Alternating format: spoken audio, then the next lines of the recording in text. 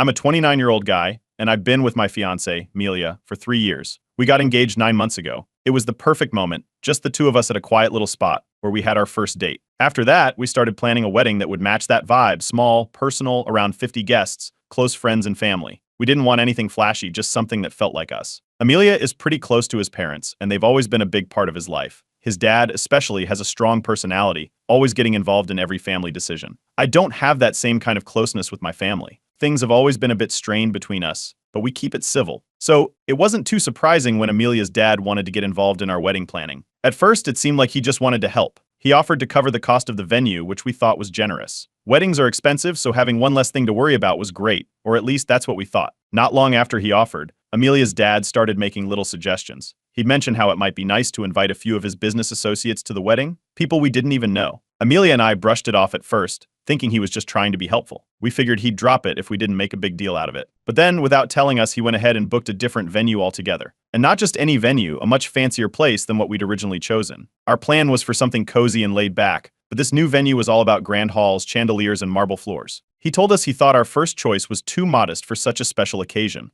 I felt like our plans were getting hijacked, but Amelia just kept saying it's just how he is. He means well. I tried to let it go, hoping it would all smooth out. But then the guest list became an issue. Amelia's dad sent over a list with about 30 extra names, most of which were people we had never met, his colleagues, old friends, even some clients. It wasn't just an extra seat or two, it was almost doubling our guest list. I brought it up to Amelia, and it turned into our first big argument about the wedding. He was caught between keeping the peace with his dad and respecting what we wanted for our own day. It got heated, and we ended up going to bed without really solving anything. A few days later, Amelia's mom stepped in, trying to play the mediator. She sat us down and talked about how important it is to keep the family united, especially during special events like weddings. I could tell she was just trying to help, but it felt like more pressure to give in to what his dad wanted. It wasn't about a wedding anymore, it was about making sure no one's feelings got hurt, except maybe mine. That's when I reached out to my best friend. She's always been my go-to for advice, and she didn't hold back. She told me I needed to stand my ground before this whole thing spiraled out of control. It's your wedding too, she said. Don't let him take over. Her words made a lot of sense, but it was easier said than done, especially with Amelia being caught in the middle. The situation took a turn when Amelia's dad hit us with an ultimatum. He said that if we didn't include the people on his list, he wouldn't pay for the venue. It felt like a power play, and I was over it. I told Amelia we should just forget about the money and go back to our original plan, the simple, intimate wedding we both wanted. Amelia didn't know what to say. He was torn between supporting me and not wanting to disappoint his dad. It was like he was stuck between two worlds, and I could see the strain it was putting on him. The stress was starting to get to me. I didn't know how to deal with all of it, so I decided to post about our situation on Reddit. I figured if I laid it all out there, maybe people could give me some perspective, or at least tell me I wasn't being completely unreasonable. I didn't expect it to get much attention, but I just needed to vent. That's pretty much where things are right now. We're still trying to figure out what to do, and I'm hoping Amelia can see why this is such a big deal for me. But honestly, I'm feeling pretty stuck. It's like every time I think we're getting closer to a solution, something else gets in the way. And with the wedding date creeping closer, I know we can't keep putting this off. Update 1. After I posted our situation on Reddit, it blew up way more than I expected. People from all over weighed in, offering their opinions and advice. Most of them sided with me, saying I wasn't being unreasonable for wanting to keep our wedding how we originally planned. They told me to hold my ground, not to let anyone take control of our big day. It felt like the internet had my back, even if real life felt a lot messier. But things got more complicated when my post found its way back to Amelia's dad. I'm not sure how it happened, but I suspect one of his friends or a relative saw it and connected the dots. It wasn't long before I got a call from him, and he was furious. He said I'd humiliated the family by airing our dirty laundry online, calling it a betrayal. He made it clear that he expected me to apologize, not just to him but to the whole family, for the disrespect. Amelia found out about the post, too. He wasn't thrilled that our private issues were now public. He told me that it made him feel embarrassed, like we couldn't keep our problems within the family. But I think he also understood why I did it, why I felt like I needed an outside perspective. We talked about it for hours, not exactly arguing, but not really on the same page either. Meanwhile, Amelia's dad wasn't letting this go. He called for a family meeting at their house, saying we needed to get everything out in the open and resolve things. Amelia and I showed up, hoping it would lead to some kind of resolution. Instead, it turned into a showdown. Amelia's dad doubled down on why his guest list was so important, talking about how it would help him with networking, how these were people who had been important to his business. He made it sound like it was just good for everyone, that we'd all benefit from it in the long run. I told him, calmly but clearly, that it wasn't about networking for us. It was about sharing our wedding day with the people who mattered to us, not strangers. I refused to apologize, and I stuck to my stance about the guest list. Amelia's dad didn't take it well. He seemed to expect me to back down, but instead I was drawing a line in the sand. Surprisingly, during that meeting I started to see a shift in Amelia. He wasn't just sitting back anymore. As his dad kept pushing, Amelia began to speak up.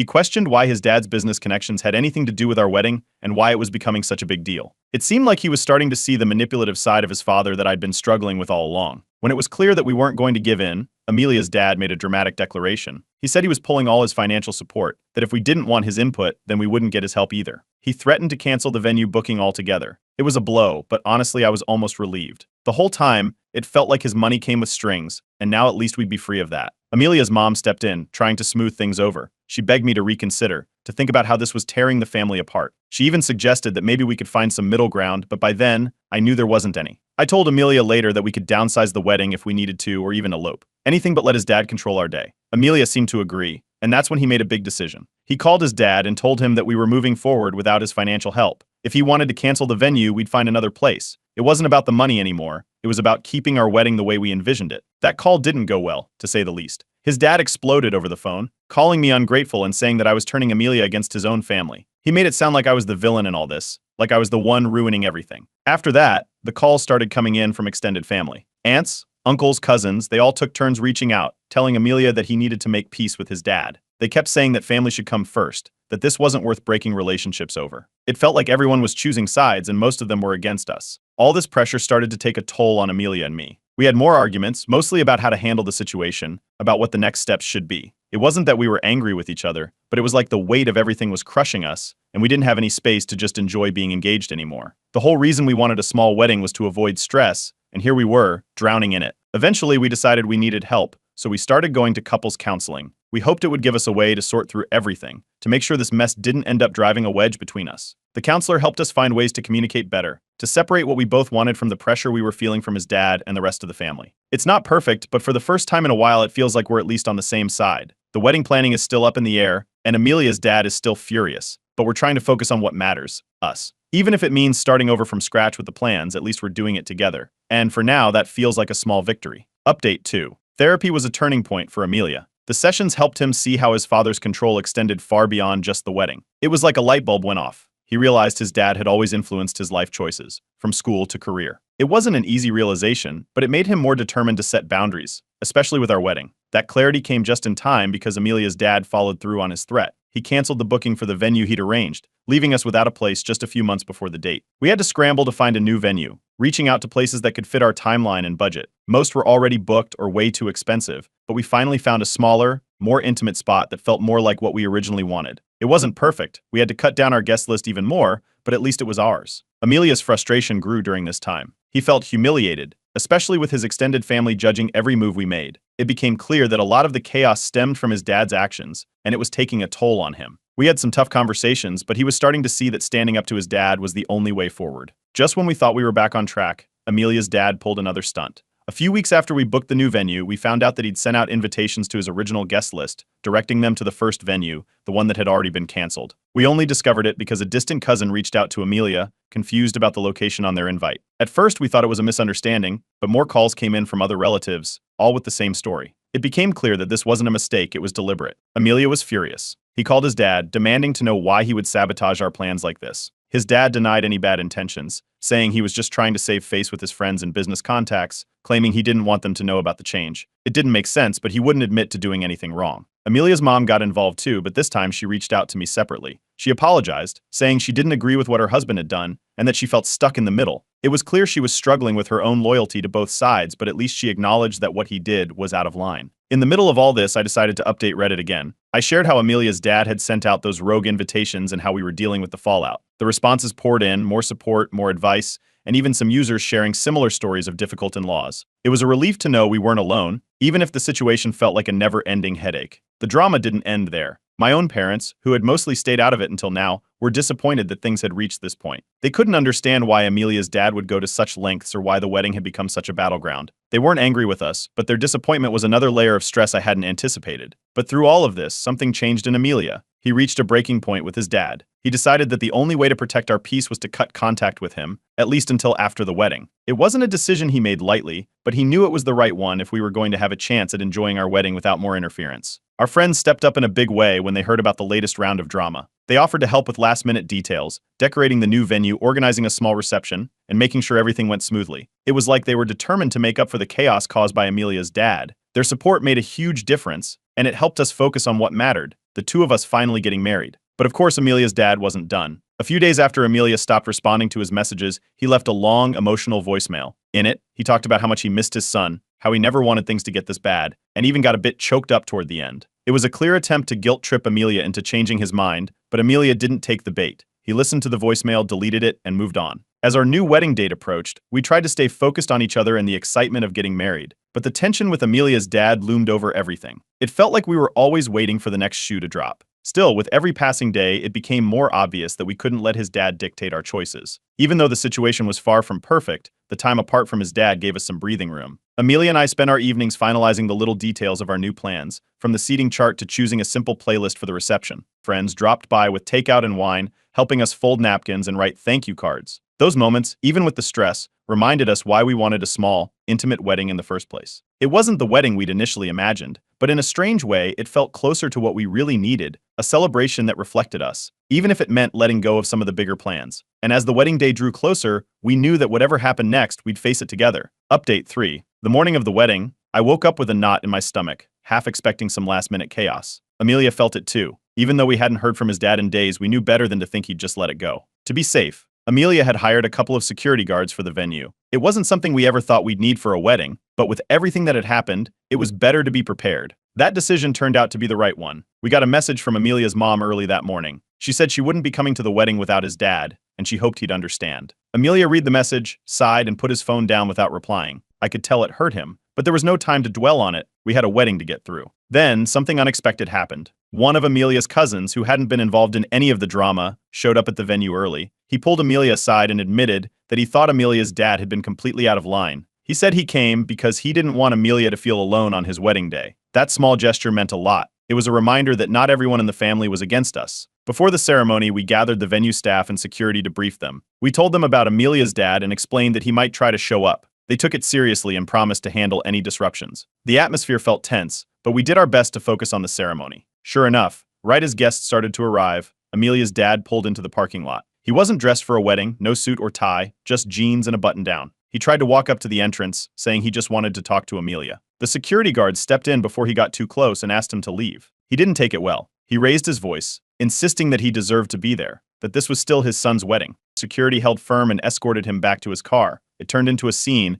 with him yelling and gesturing wildly. A few guests who had just arrived saw the whole thing unfold. Some of them looked uncomfortable, while others whispered to each other, watching as Amelia's dad finally got into his car and drove off. Inside, the mood was awkward for a bit. A couple of relatives pulled Amelia aside, saying that they felt sorry for his dad, that he was just emotional about missing out on the day. But Amelia stood his ground. He told them that his dad had crossed too many lines and that he wasn't going to let it ruin our wedding. As the ceremony began, I tried to focus on the vows, on the fact that we were finally getting married. When we exchanged rings, I could see Amelia's shoulders relax a little. It was a small, beautiful ceremony, exactly what we'd wanted from the start. During the reception, our friends and a few supportive family members stepped up in a big way. They made heartfelt toasts, sharing stories about our relationship and how much they supported us. It was clear they were trying to fill the gap left by Amelia's parents, and it made all the difference. For a moment, it felt like the tension had lifted, like we could actually enjoy our wedding day. But of course, it didn't last long. While we were in the middle of dinner, someone showed Amelia a post on social media. His dad had written a long, dramatic rant about how he'd been shut out of his son's wedding, how he'd turned against family, and how he was only trying to be a good father. The post was public, and it was clear that he was trying to get sympathy from anyone who'd listen. It worked. To some extent, there were comments from relatives and old friends saying they couldn't believe Amelia would treat his dad this way. But of course, it didn't last long. While we were in the middle of dinner, someone showed Amelia a post on social media. His dad had written a long, dramatic rant about how he'd been shut out of his son's wedding, how he'd turned against family, and how he was only trying to be a good father. The post was public, and it was clear that he was trying to get sympathy from anyone who'd listen. It worked. To some extent, there were comments from relatives and old friends saying they couldn't believe Amelia would treat his dad this way. Amelia put his phone away, shaking his head. He didn't bother replying, but I could tell it bothered him. I felt the same, worried that we'd face even more backlash after the wedding. But Amelia put his arm around me and reminded me that we made the right choices for us, even if not everyone understood. Later that evening, I got a surprise message from Amelia's mom. She apologized for not being there, saying that she felt trapped between her husband and her son. She asked if we could talk after the wedding to try and find some common ground. I showed the message to Amelia, and he nodded, but we agreed to deal with it later. We just wanted to get through the day first. After the reception, Amelia and I decided to post a quick update online, sharing how things had gone down with his dad showing up at the venue and how the ceremony had turned out. The response was overwhelming. People flooded the comments, offering their support and reminding us that we deserve to have a day that focused on our happiness, not family drama. It was a small comfort, knowing that others saw what we were dealing with. Despite all the chaos, the wedding day had its moments of joy. We danced, we laughed with friends, and we even managed to steal a quiet moment together outside the venue, watching the sunset. It wasn't the big, perfect day we'd once envisioned, but it was ours, and that meant something. The next morning, we packed our bags for a short honeymoon. It wasn't the extravagant trip we'd originally planned, but it was a chance to step away from all the drama and just focus on each other. As we drove off, leaving the venue and everything behind, it felt like we were finally starting a new chapter, one that we hoped would be a little less eventful than the last. Update 4. After our short honeymoon, we came back to a mountain of messages and voicemails. It seemed like everyone in the family had something to say about the wedding and how things had gone down. Some of the messages were supportive, telling us that they admired how we handled the situation, but just as many came from people who thought we should have let Amelia's dad be involved, even if it meant bending a bit more. It felt like a constant tug of war, even after we thought we'd put the wedding drama behind us. Not long after we got back, Amelia's mum visited us. She looked tired, like she hadn't slept much, but she brought over some home-cooked food and sat with us in the living room. She apologized, saying she wished she had stood up to Amelia's dad earlier and that she regretted missing the wedding. Amelia listened quietly, and for a moment it seemed like maybe they'd start to rebuild their relationship. But then she started to open up more. She told us that Amelia's dad had always been controlling, over Amelia, even over small things like where they'd go for dinner or what kind of car they should buy. She said it wasn't just about the wedding, that he'd always made sure things went his way, and she'd never really known how to push back. It was the first time Amelia heard all of this directly from his mum, and I could see the realization hit him hard. It wasn't just about this one event, it was a pattern. After she left, Amelia seemed lost in thought for a while. Later that evening, he told me about moments from his childhood, things he hadn't really put together until now, like how his dad had insisted on picking his college, or how he'd pressured Amelia into taking a job he didn't really want. It was like a fog was lifting for him, and he was finally seeing just how much influence his dad had exerted over his life. Then, as if on cue, we got an email from Amelia's dad. It was meant to be an apology, but it didn't quite hit the Amelia. He talked about how he was only trying to protect the family's honor and how he felt misunderstood throughout this whole situation. He didn't actually admit to any wrongdoing or acknowledge how his actions had affected us. It was clear he wanted to put the blame on us for not letting him help. Around the same time, Amelia's dad's social media rant started to pick up steam. Some extended family members and even a few of his business associates chimed in, offering sympathy for how he'd been shut out of his son's life. But there were also strangers who found his post and called him out, pointing out how his actions sounded manipulative and controlling. It turned into a bit of a spectacle, with people arguing back and forth in the comments. Amid all this, Amelia got some unexpected news, a job offer from a company in another state. It was a big opportunity, and we both knew it could be the fresh start we needed. We spent a lot of time talking about what it would mean to move away, to put some distance between us and all the family drama. In the end, we agreed that it might be the best thing for us, at least for a while. We brought this up during our next therapy session, and our counselor encouraged us to think about what boundaries would look like if we moved. We talked through how to handle things if Amelia's dad tried to contact us again, and how we could prioritize our own well-being. It felt like we were finally gaining some control back, making choices that were for us and not to please anyone else. Then, out of the blue, one of Amelia's aunts reached out. She had been pretty vocal in the beginning, telling Amelia he should just make peace with his dad, but now she admitted she had regrets. She said she'd been caught up in the idea of family loyalty and hadn't realized how much pressure she'd been adding. She offered her support and even mentioned that she'd spoken to a few other relatives, trying to get them to see our side of things. It didn't change everything, but it felt like a small step toward mending some of the fractured relationships. With the move on the horizon, we started focusing on our life together. We spent weekends packing up our apartment and making plans for our new home. It felt like a breath of fresh air, like we could finally put some distance between ourselves and the stress of the past few months. And even though we were still dealing with the fallout from Amelia's dad, it felt like we were building something positive. Amelia's mum stayed in touch, and she hinted that she was thinking about making some changes in her own life. She didn't say it outright, but we could tell she was considering what her life might look like without Amelia's dad calling the shots. It wasn't an easy decision for her. There were a lot of financial and emotional ties, but knowing she was at least thinking about it made us hopeful that she might find her own path forward. Meanwhile, the online community continued to rally around us. Every time we shared a new post about what was happening, people left messages of encouragement, reminding us that we'd done the right thing by standing up for ourselves. It was a strange kind of support, people we'd never met, but who seemed to understand our struggle better than some of our own relatives. But of course, Amelia's dad couldn't resist a final jab before we left town. He sent a long, bitter email, accusing Amelia of abandoning the family and saying that he'd regret turning his back on everything they'd built together. Amelia read it, closed his laptop, and didn't respond. We'd already made our decision, and this time we weren't letting his words pull us back in. Before we left, I wrote one last update on Reddit. I shared how everything had unfolded, from the wedding drama to the decision to move and the changes we were making. It wasn't about looking for validation anymore, it was about finding closure. As we drove out of town, leaving all the chaos behind, I felt a sense of relief. Whatever came next, we were facing it together, on our own terms, and that was worth everything we'd gone through to get here. Update 5. After the move to our new state, life finally started to settle down. Amelia and I put all our energy into building a fresh start together. We rented a cozy house in a quiet neighborhood, the kind of place where you could hear the birds in the morning instead of car horns.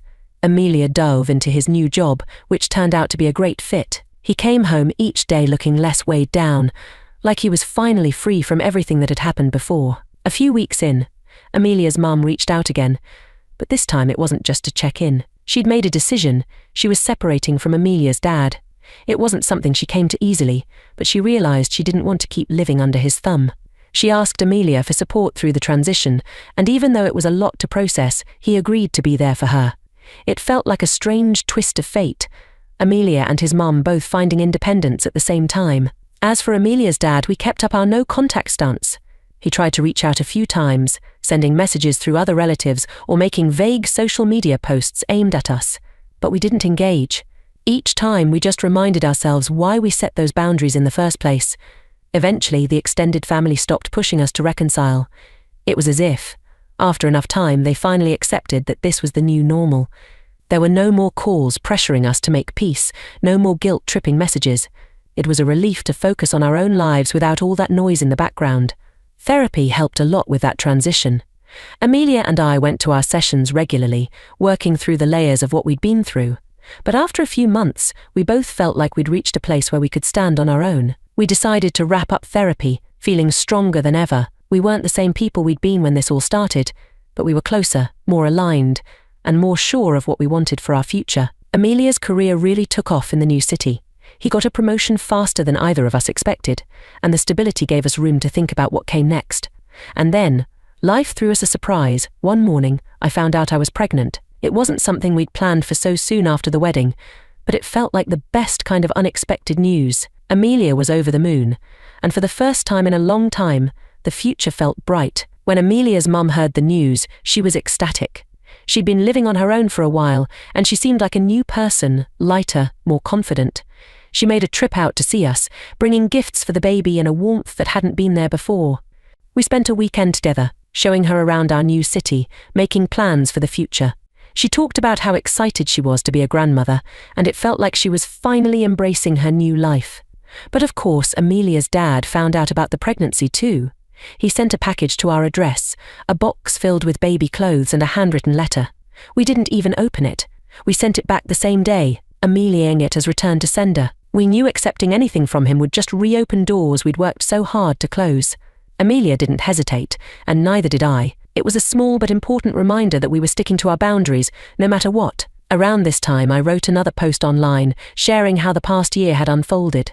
I talked about the move, the challenges we'd faced, and how we were looking forward to the future with our new addition on the way. The response was incredible. People who had followed our story from the beginning left messages of support, congratulating us and telling us how much they admired our resilience. It was like a wave of positivity after so much turmoil, and it reminded us that we weren't alone in this journey. Amelia's aunt, who had become distant from his dad after all the drama, reached out too. She drove out to visit us and spent a weekend sharing old family stories, ones that Amelia hadn't heard before. It was a chance to reconnect and to find some peace with the parts of his past that weren't tied up in conflict. She made it clear that she didn't agree with how things had gone down between Amelia and his dad, but she respected his choice to put his own well-being first. As the months went by, Amelia and I turned our focus to preparing for the baby. We painted the nursery, put together a crib, and spent quiet evenings talking about what kind of parents we wanted to be. It was a different kind of busy, but it was the kind we'd hoped for. Our little world was starting to feel settled again, with the drama of the past feeling more distant each day. Amelia's mum visited often, helping us get ready for the baby and sharing stories of her own childhood. It was like she was building a new relationship with both of us, one that wasn't overshadowed by Amelia's dad. She was nervous about being on her own after so many years, but she seemed determined to make it work. Even with all the positive changes, Amelia's dad made one last attempt to get through to us. He sent a bitter email just before the baby was due, accusing Amelia of abandoning the family and saying he was turning his back on tradition. Amelia read it, sighed, and then deleted it without a word. It wasn't worth the energy anymore. As we neared the due date, I made a final post online, sharing the news about our little one's upcoming arrival and reflecting on how far we'd come. People sent heartfelt messages reminding us of how much we'd grown through the challenges. It felt like closing a chapter, one full of hard lessons but also new beginnings. Now, as we look ahead, it feels like we've found a place where we can just be ourselves. We're ready to welcome our baby into a life that's filled with love, not conflict. And while the journey wasn't easy, I'm grateful for where it's brought us. We're finally looking forward, and for the first time in a long time, the past feels like it's exactly where it should be, behind us. I'm a 27-year-old guy, and I've always been a hard worker. My career in finance is something I've poured myself into since graduating college. By some miracle of timing, effort, and luck, I've managed to build a solid reputation for myself in just a few years. I've hit milestones that some people don't see until their mid-30s, and while I don't brag about it, I'm proud of where I am. My job can be grueling at times, but the sense of achievement makes it all worth it. My older brother, who's 32, hasn't had the same luck. He's been bouncing between jobs for years and never seems to stick with anything. Growing up, it always felt like our parents favored him. They'd excuse his bad grades, blame his teachers, and praise him for things like showing up on time. Meanwhile, they were tougher on me. Nothing I did ever seemed good enough, and even when I succeeded, it came with criticism. Don't get cocky, they'd say, or you're only as good as your last win. I guess that kind of upbringing taught me resilience, but it also left me with a sense of being the outsider in my own family.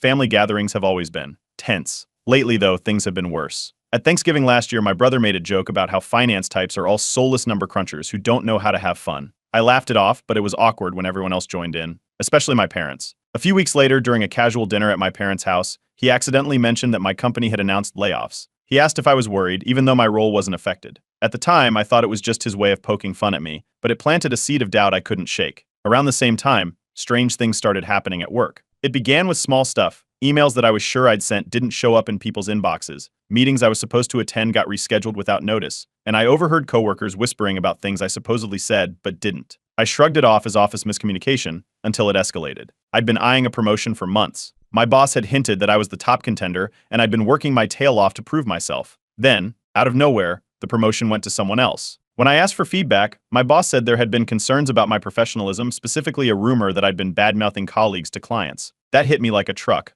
I would never do something like that. When I pressed for details, my boss wouldn't elaborate. The decision's been made, he said. Let's focus on moving forward. I started to feel paranoid. These weren't random incidents. Someone was messing with me. But who? And why? My brother's weird comments about my job stuck in my mind, but it seemed impossible. How would he even know about my work troubles? Still, it was hard to ignore how he kept bringing up oddly specific details about my job. At Christmas, he casually mentioned that my company had a new client in the tech industry, a detail I'd only learned the day before in a private meeting. When I asked how he knew, he just smirked and said he read it somewhere. Meanwhile, his lifestyle was starting to change. My brother has always been terrible with money, yet suddenly he was showing up in designer clothes and talking about a trip to Europe he had planned. When I joked about his glow-up, he got defensive, saying he'd been saving for years. It didn't add up. My parents didn't seem to notice or care. They dismissed my concerns, saying I was just jealous that he was finally getting his life together. The final straw came when I found an email on my work laptop. It was in my junk folder, and at first glance it looked like spam. But as I read it, my heart sank. The email referenced a mutual understanding with my brother and included vague details about my department's operations.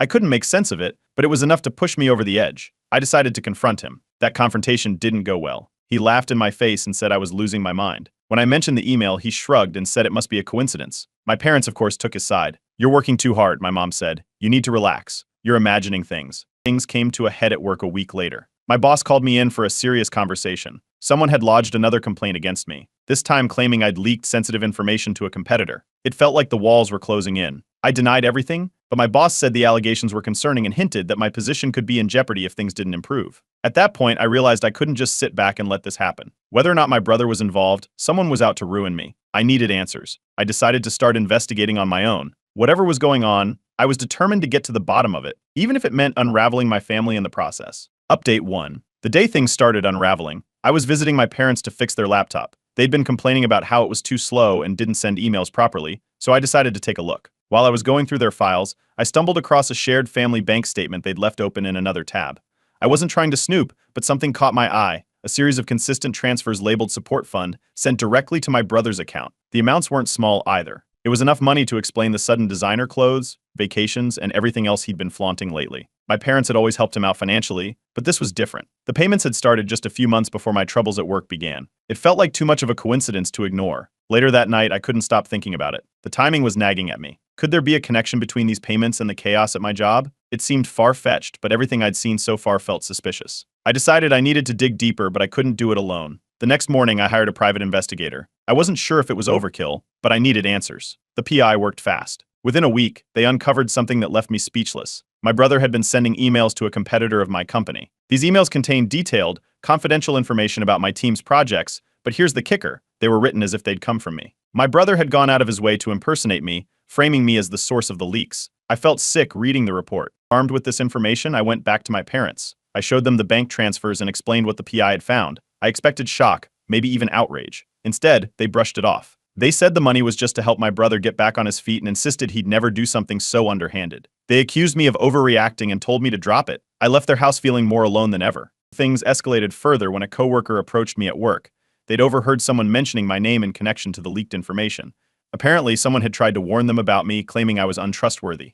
My coworker didn't believe it and thought it was strange enough to bring up. It was clear my brother wasn't just feeding information to a competitor. He was actively working to destroy my reputation. That weekend, I confronted my brother again. This time, he didn't even try to deny it. During a heated argument, he smirked and said, "Maybe I'm better at your job than you think." That one sentence confirmed everything. He knew exactly what he was doing, and he wasn't sorry. When I tried to talk to my parents about it afterward, they wouldn't answer my calls. It was like they were closing ranks around him, refusing to acknowledge anything I'd said. It was almost laughable how blatant their favoritism was, but it also raised a new question. Were they more involved in this than they were letting on? I started combing through my own finances and found a few minor withdrawals I didn't recognize. They were small enough that I wouldn't have noticed them otherwise, but they were linked to a family account we'd set up years ago. It felt like another piece of the puzzle, though I still couldn't figure out exactly how it fit. One of my close friends noticed I was distracted and asked what was going on. When I explained everything, they weren't surprised. They reminded me of all the times my family had been manipulative in the past, especially when it came to pitting me against my brother. They encouraged me to stay strong and not let them drag me down.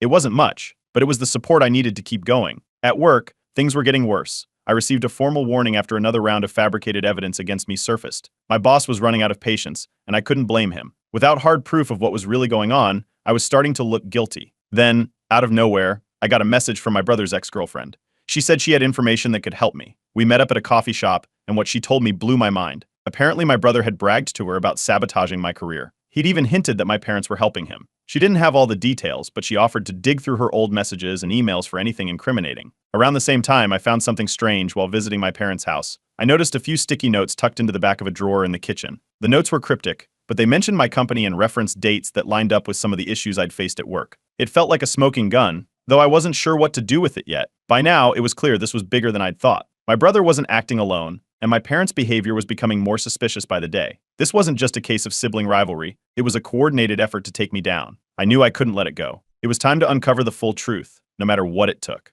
Update 2. After meeting my brother's ex-girlfriend, I couldn't ignore what she'd shared. She told me my brother had bragged about sabotaging my career. But that wasn't the worst of it. She overheard my parents talking with him about how to make the plan work. According to her, they weren't just aware of what he was doing, they were helping him. She provided screenshots of text conversations she'd saved, where my parents and brother discussed ways to undermine me at work. The texts were blunt and horrifying. They talked about planting false rumors, making me look unreliable, and ensuring I wouldn't get promotions. My dad even suggested timing the sabotage to coincide with major projects at work, knowing it would hit me hardest then. With this evidence in hand, I went to my employer. I didn't show them everything. I didn't want to air all my family's dirty laundry, but I gave them enough to cast doubt on the accusations against me. They agreed to hold off on any further action against me while they conducted their own internal investigation. For the first time in months, it felt like I might not lose my job after all. At the same time, I started pulling back emotionally from my family. I stopped calling my parents and avoided my brother altogether. I couldn't pretend everything was fine when I knew they'd been working together to destroy my reputation. A few days later, my parents called me out of the blue. They accused me of tearing the family apart and begged me to stop whatever vendetta I thought I had against them. They didn't deny anything outright, they just danced around the topic, insisting that I was misinterpreting things and should let it go. I hung up without saying much. There was nothing left to say. That's when my brother started sending me messages. They started off as sarcastic jabs, accusing me of being too sensitive and playing the victim. Then, they turned darker. He accused me of ruining his life and threatened to expose secrets about me if I didn't back off. It was laughable. There wasn't anything for him to expose, but the escalation showed just how desperate he was becoming. The private investigator I'd hired continued digging and found even more disturbing information. My parents hadn't just been funding my brother's sabotage, they'd also paid off other people to help. This included a former coworker of mine, who'd been encouraged to spread rumors about me in the office. It was a full-blown conspiracy, and my parents were at the center of it. Around the same time, things at work started shifting in my favor. A few coworkers who had initially been distant came up to me privately, apologizing for believing the rumors. One of them even admitted they'd heard about my brother's involvement and didn't think it was fair how I'd been treated. It felt like the tide was turning. Then, my brother did something that backfired spectacularly. He posted a series of vague, passive-aggressive messages on social media. They didn't mention me by name, but it was obvious who he was talking about. He complained about people playing the victim and not being able to handle the competition. The posts were cryptic enough to avoid outright incrimination, but clear enough that mutual acquaintances started asking me if everything was okay. It was the final push I needed to consider legal action. I consulted a lawyer about my options and started putting together a case for defamation and fraud. Between the texts, the financial discrepancies, and the PI's findings, I had more than enough to take it to court. My lawyer also suggested looking into workplace damages, given how much the sabotage had affected my career. Out of nowhere, a distant relative reached out to me. We weren't close, but they'd heard about the drama through the family grapevine. They told me stories about how my parents had always enabled my brother, even as far back as childhood. They remembered times when I'd been punished for things he'd done, and how my parents had always downplayed his bad behavior. It was validating to hear, but it also reinforced how deep this pattern of favoritism went. One of the most surprising developments came from the competitor who'd been receiving the false information.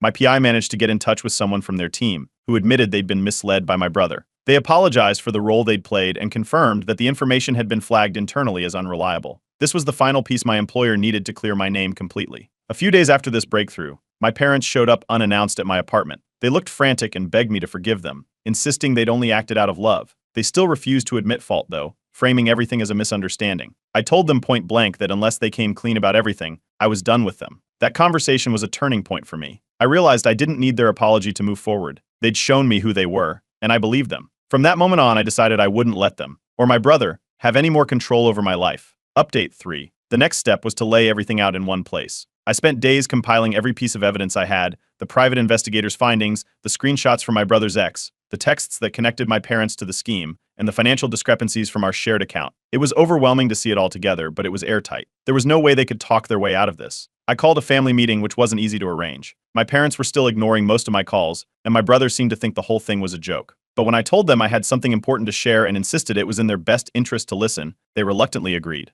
We met at my parents' house, the usual neutral ground. I came prepared with printed copies of the evidence.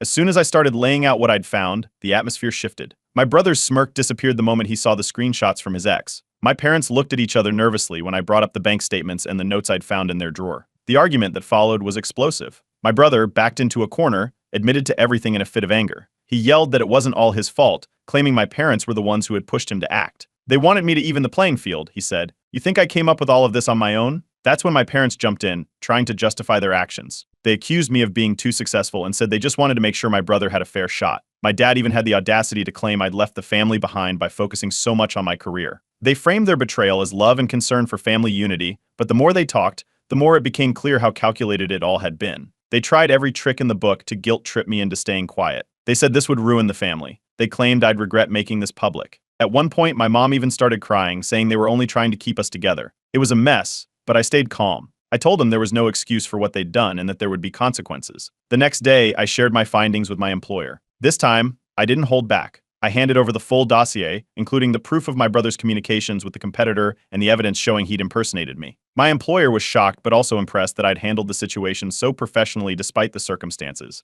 They cleared my record completely and issued a company-wide statement confirming my innocence. It felt like a weight had finally been lifted off my shoulders. Word spread quickly within my extended family. I hadn't planned on sharing everything with them, but someone must have talked because I started getting calls and messages from cousins, aunts, and uncles. Some were supportive, but others accused me of airing dirty laundry and tearing the family apart. It didn't matter. The truth was out, and I wasn't going to back down. Then my brother did something unthinkable. He showed up at my workplace unannounced, demanding to see me. He tried to apologize, but when I didn't immediately accept it, he got loud. Security had to escort him out, and it created a scene that only made him look worse. My coworkers, who had been wary of me for months because of the rumors, rallied around me afterward. They could see now that I wasn't the villain in this story. With my career back on track, I decided it was time to escalate legally. I filed a defamation lawsuit against my brother and began exploring financial fraud charges against my parents for the unauthorized use of funds. My lawyer was confident we had a strong case, especially with the evidence of my parents using inheritance money meant for both of us to bankroll my brother's scheme. The backlash from my parents was immediate. They called, threatening to cut me out of their will unless I dropped the legal proceedings.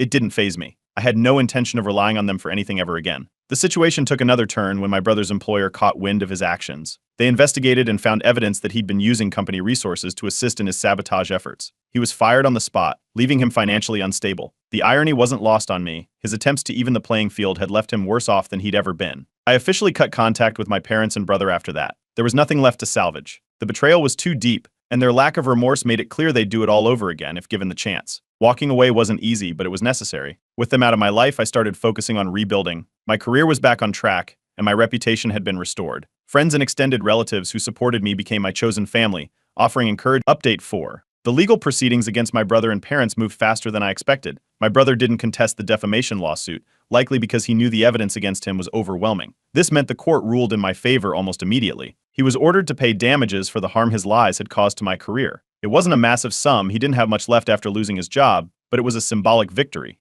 As the lawsuit against my parents progressed, things got more complicated. During a financial audit, it came to light that they had been misusing shared funds for years, far beyond what I'd initially uncovered. This wasn't just about the money they'd funneled to my brother for his sabotage, it included other questionable transactions they couldn't explain. The court's final ruling labeled their actions as financial fraud. They were ordered to pay restitution, not only to me but also in penalties for their broader misuse of funds. It was a harsh judgment, and while they deserved it, the fallout spread quickly. Word about their actions started circulating in their social circle. Friends they'd known for decades began distancing themselves. A few even reached out to me to express their support, saying they couldn't believe the people they thought they knew would stoop so low. My parents went from being well-regarded members of their community to social pariahs almost overnight. I heard through the grapevine that my dad had stepped down from his position on the neighborhood association board, and my mom had stopped attending her weekly social gatherings. While I lost my immediate family, I gained closer bonds with other relatives and friends. Cousins who had stayed neutral during the chaos started showing up for me in meaningful ways. One even offered to help me move when I decided to leave my hometown for a fresh start. Friends who had known me for years stepped up too,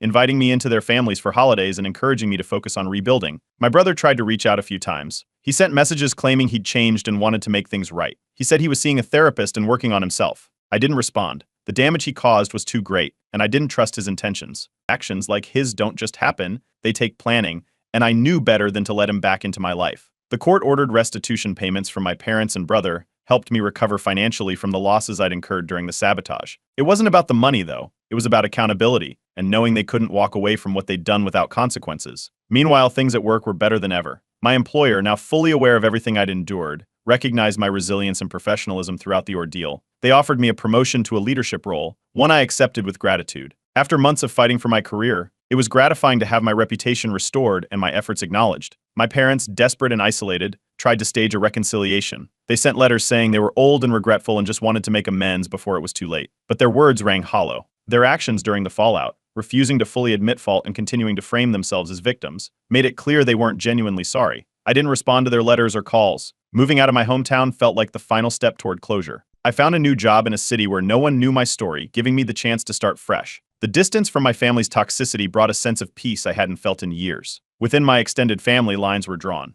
Some relatives supported me, saying it was about time someone held my parents accountable. Others defended them, claiming they were just trying to help my brother and didn't mean for things to get so out of hand. It didn't bother me. I knew where I stood, and I was done seeking anyone's approval. Interestingly, a small local news outlet picked up on the court proceedings. They wrote a piece about the case, focusing on the financial fraud and its impact on my parents' reputation. The story didn't name me directly, but it brought public scrutiny to their actions. Neighbors who had once admired my parents started asking questions, and their facade of respectability crumbled further. Through conversations with distant relatives, I learned more about how my parents had fostered sibling rivalry from the start. Stories emerged about how they'd always given my brother preferential treatment while holding me to impossibly high standards. This betrayal wasn't new, it was just the most extreme example of a pattern that had been there all along. One unexpected ally came forward during the court proceedings, a former friend of my parents. They provided additional evidence of my parents' financial mismanagement, strengthening my case and ensuring the final judgment left no room for doubt. As everything settled, I started speaking publicly about toxic family dynamics and the importance of setting boundaries. I didn't name names or go into specific details, but sharing my experience felt empowering. I realized how many people had faced similar situations and how important it was to remind them they weren't alone. The final court decision left my parents in financial ruin. They sold their home to cover the fines and restitution, leaving them with little to rebuild on. It was a symbolic end to their control over my life, and for the first time, I felt truly free. Update 5. Relocating to a new city was like flipping a page to a completely blank chapter. I settled into a vibrant community full of people who seemed genuinely supportive and welcoming. The move wasn't just physical, it felt like I'd left all the chaos behind. For the first time in years, I didn't have to worry about running into family drama or defending myself against unfounded accusations. It was a clean slate. Professionally, things were falling into place in ways I hadn't imagined. The leadership role I'd been promoted to in my previous company opened the door to an even bigger opportunity. A prestigious firm in my industry approached me, offering a position that not only came with a significant pay raise but also cemented my reputation as a respected professional. It was a validation of everything I'd worked for, proof that the sabotage hadn't defined me. As my career thrived, so did my personal life. I started building deeper relationships with the people around me. New friends and mentors stepped into roles my family had once filled, but this time the connections were healthy and mutually supportive. I wasn't looking over my shoulder, waiting for the next betrayal. I'd replaced the toxicity with something real. Back home, the aftermath of everything I'd uncovered continued to ripple through my family. My brother's financial struggles deepened. Without a steady job and with his reputation in ruins, he struggled to make ends meet. I heard through mutual acquaintances that he'd tried applying for several roles, but word of his actions had spread, and no one wanted to take a chance on him. His once flashy lifestyle had evaporated, replaced by desperation. My parents weren't faring much better. After selling their home to cover legal fees and restitution payments, they'd moved into a smaller place far from their old social circle. Their isolation was almost complete. Most of their friends had distanced themselves, unwilling to associate with people whose actions had become so public. It was a symbolic fall from grace, one that seemed to echo the loss of control they'd once had over me. They still tried to reach out occasionally, sending gifts and letters with messages about how they missed me and wished things were different. But their refusal to fully take accountability for their actions made it impossible for me to engage. I sent everything back, maintaining the boundaries I'd worked so hard to establish. It wasn't easy, but it was necessary. Meanwhile, the restitution payments from my parents and brother provided a financial cushion I hadn't expected. With those resources, I was able to rebuild quickly, taking steps I might not have been able to afford otherwise. I invested in myself and my future, using the money to make moves that set me up for long-term success. Amidst all this, a distant cousin I hadn't spoken to in years reached out. They'd heard about everything and wanted to express their admiration for how I'd handled it. They shared their own experiences of feeling overlooked and dismissed in their family and said my story had given them the courage to stand up for themselves. It was a humbling moment, one that reminded me I wasn't as alone as I'd once felt. Public support continued to pour in as well. The local news coverage of the court case had painted me in a positive light, focusing on my resilience in the face of betrayal. People in my new community rallied around me, celebrating my ability to rise above the challenges. Their encouragement was a constant reminder that the betrayal, as painful as it had been, didn't define me. One of the most significant milestones came when I was featured in a major industry publication. The article highlighted my professional achievements and resilience, framing me as a rising star in my field. Seeing my name in print, tied to something positive and affirming,